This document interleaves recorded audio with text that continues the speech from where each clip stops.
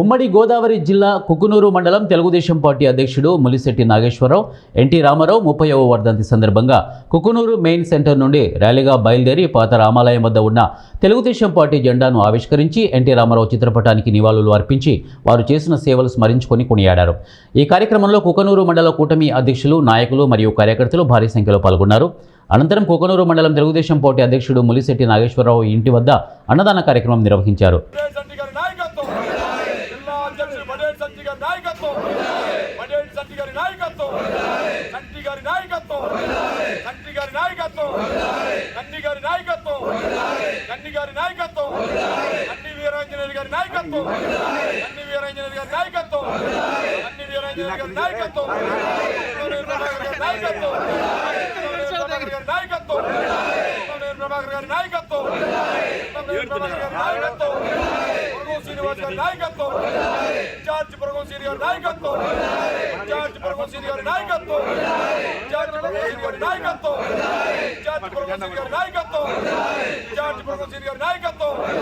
MLA